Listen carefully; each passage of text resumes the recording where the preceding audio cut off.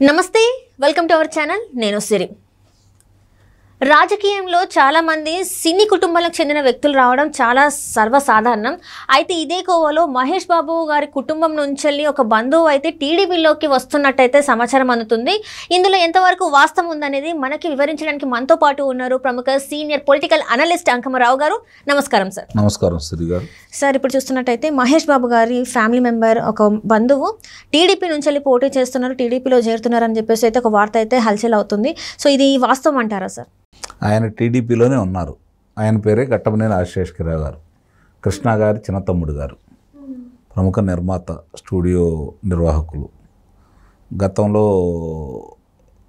ఆయన పోయిన ఎన్నికలకు ముందే తెలుగుదేశం పార్టీలోకి రావడం కూడా జరిగింది ఆయన వైఎస్ఆర్సీపీ పార్టీకి దూరంగానే ఉన్నారు తెలుగుదేశం పార్టీలో చేరున్నారు ఇప్పుడు ఆయన గురించి పెనంలూరులో ఆయన పోటీ చేయబోతున్నారని చెప్పని ప్రచారం జరుగుతూ ఉంది ఇప్పుడు మహేష్ బాబు గారి కుటుంబం అంటే అలాగే వాళ్ళ బావగారు నిన్నటిదాకా 2014లోను 2019లో గల్లా జయదేవి గారు లోక్సభ సభ్యుడిగా ప్రాతినిధ్యం వహిస్తూనే ఉన్నారు ఇప్పుడు మామూలుగా సహజంగా గుంటూరు పరిసర ప్రాంతాల్లో కాకుండా కృష్ణా జిల్లాలో ఆయన పేరు వినపడుతుంది కొంచెం విచిత్రంగానే ఉంది మరి పెనమలూరు అనేది సహజంగా మరి కృష్ణ గారి తమ్ముడుగా ఆయన అందరికీ సుపరిచితుడే మరి ఈ మధ్యకాలంలో రాజకీయాలకు కొంచెం దూరంగా ఉంటున్నా కూడా మరి ఎన్నికల సమయం కాబట్టి పేర్లు వినిపిస్తూ ఉంటాయి మరి పెనంలూరు అనేది కొంచెం విచిత్రంగానే ఉంది ఆయన పేరు పెనంలూరు వినిపించటం చూడాలి మరి జరిగే పరిణామాలు ఏంటి ఎట్లా ఉంటాయి ఎలా ఉంటుంది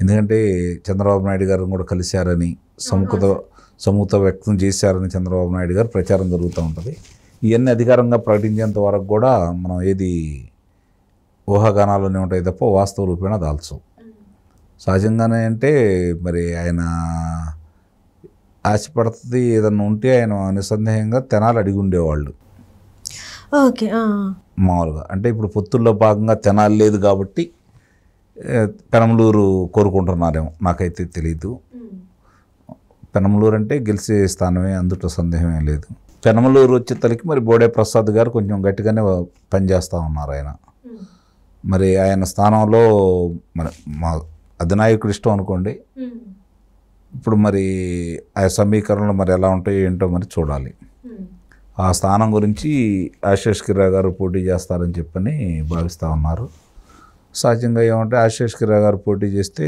సహజంగా మహేష్ బాబు గారి అభిమానులందరూ కూడా ఆయన అంటే నడుస్తారని చెప్పని భావిస్తూ ఉన్నారు అంటే ఇక్కడ వైఎస్ఆర్ పార్టీ వాళ్ళు ఉన్నారు కదా సార్ ఆల్రెడీ సో వాళ్ళు గట్టి పోటీ ఇవ్వరంటారా మరి ఎందుకంటే ఆల్రెడీ సినిమా నుంచి అంటే సినిమా రంగం నుంచి వస్తున్నారంటే చాలా వరకు చాలా గట్టి పోటీ ఇస్తే కానీ అక్కడ గెలవలేని పరిస్థితులు ఉన్నాయని చెప్పేసి మనం అనుకుంటాం కదా రాజకీయాలలో సో మరి ఇది సహజంగా ఎన్నికలు ఏంటంటే ఇప్పుడు నాకు తెలిసినంత వరకు ఆంధ్ర రాష్ట్రంలో జరిగే ఇప్పుడు ఎన్నికల్లో అభ్యర్థుల్ని పెద్దగా పరిగణలోకి తీసుకుంటారని అయితే నేను భావించను అంటే స్థానికంగా ఉన్న అభ్యర్థి వ్యతిరేకంగా ఉంటే తప్ప ఇప్పుడు ఆయన ఉన్నారు బోడే ప్రసాద్ గారు రేపొద్దున వ్యతిరేకించి స్వతంత్రంగా పోటీ చేస్తే తన తేడా వస్తుందేమో కానీ లేకపోతే ఉండ పరిస్థితుల్లో జగన్మోహన్ రెడ్డికి చంద్రబాబు నాయుడు గారికి మధ్య జరుగుతున్న ఎన్నికలుగానే భావించాలి మనం కాబట్టి పార్టీ గుర్తుంటే ఎవరున్నా సరే 99% మంది అనుకూలంగానే ఓట్లేస్తారు ఏదన్నా 1% మంది విభేదిస్తారేమో కానీ అందుకంటే పెద్ద తేడాలు అయితే ఉండవు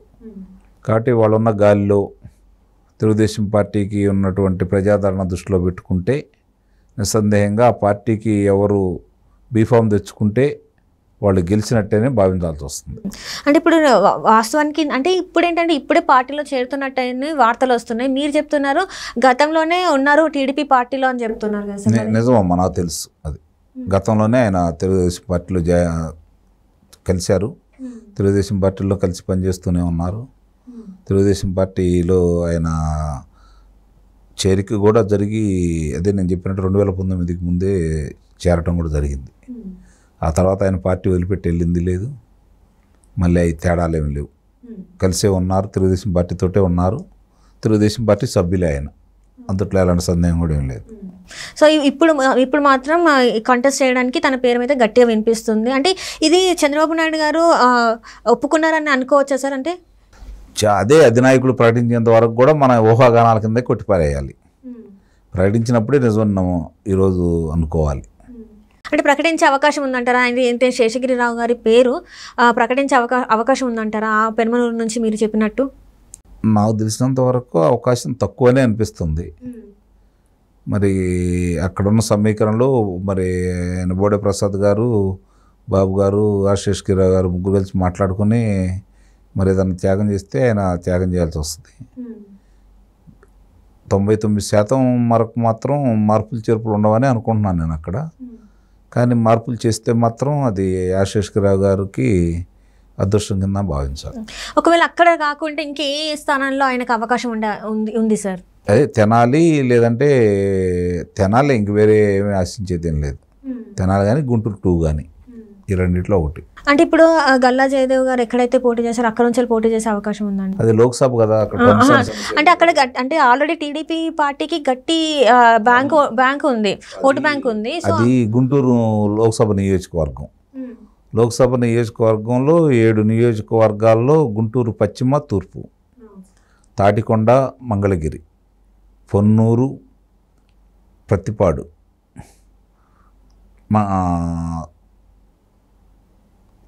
ఇవన్నీ 7 నియోజకవర్గాలు దాని కిందకు వచ్చేస్తాయి. తెనాలి కూడా ఉంది దాంట్లోనే. అంటే మరి ఇవన్నీ ఉన్న దాంట్లో తెనాలి వచ్చేతలకి పొత్తుల్లో భాగంగా వెళ్ళిపోతూ ఉంది. గుంటూరు తూర్పు వచ్చేతలకి మైనారిటీ వర్గాలకు ఇస్తున్నారు అక్కడ. గుంటూరు పశ్చిమ వచ్చేతలకి ఇంక ఇది మిద్దంగా ఏం తేలలేదు. మిగిలిన 2 నియోజకవర్గాలు వచ్చేతలకి ఎస్సీల నియోజకవర్గాలు, ప్రతిపాడను, తాటికొండ. మంగళగిరి లోకేష్ బాబు గారు పోటీ చేస్తున్నారు. పొన్నూరు వచ్చేతలకేమో ధూళిపాటి నరేంద్ర కుమార్ గారు ఉన్నారు. కాబట్టి ఆయనకు అవకాశం ఏదన్నా ఉంటే గుంటూరు పశ్చిమ నియోజకవర్గం మాత్రమే ఉంటుంది. మరి అది కాదని ఇప్పుడు పెనమలూరు రావటం అంటే మరి ఒకవేళ అక్కడ బలమైన స్థానం కాబట్టి ఆయన కూడా ఆయనకి అందరితోటి మాట్లాడుకొని ఎక్కడైతే గెలుస్తాను నేను నమ్మకం ఏర్పడిన తర్వాత అడిగి ఉండొచ్చు. అడగలేదని అయితే నేను చెప్పలేను, కానీ అడిగి ఉండొచ్చు. ఇవ్వటం ఇవ్వకపోవటం అనేది అధినాయకుడి ఇష్టం. నేను ఇందాక చెప్పినట్టుగా ఆయన కనుక పోటీ చేయడానికి అనుమతి పత్రం వస్తే మాత్రం విజేత పత్రం కూడా తీసుకున్నట్టే, అంతట్లో సందేహం అనేది ఏం లేదు. Right, thank you so much. అంటే ఇప్పుడు గల్లా జయదేవ్ గారు ఎక్కడైతే పోటీ చేశారో అక్కడ నుంచి పోటీ చేసే అవకాశం ఉందండి? అది లోక్సభ కదా, అక్కడ అంటే అక్కడ అంటే ఆల్రెడీ టీడీపీ పార్టీకి గట్టి బ్యాంక్ ఉంది, ఓటు బ్యాంక్ ఉంది. అది గుంటూరు లోక్సభ నియోజకవర్గం. లోక్సభ నియోజకవర్గంలో 7 నియోజకవర్గాల్లో గుంటూరు పశ్చిమ, తూర్పు, తాటికొండ, మంగళగిరి, పొన్నూరు, ప్రతిపాడు,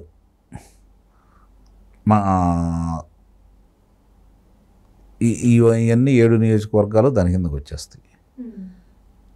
తెనాలి కూడా ఉంది దాంట్లోనే. అంటే మరి ఇవన్నీ ఉన్న దాంట్లో తెనాలి వచ్చేతలకి పొత్తుల్లో భాగంగా వెళ్ళిపోతూ ఉంది. గుంటూరు తూర్పు వచ్చేతలకి మైనారిటీ వర్గాలకు ఇస్తున్నారు అక్కడ. గుంటూరు పశ్చిమ వచ్చేతలకి ఇంక ఇది మిద్దంగా ఏం తేలలేదు. మిగిలిన 2 నియోజకవర్గాలు వచ్చేతలకి ఎస్సీల నియోజకవర్గాలు,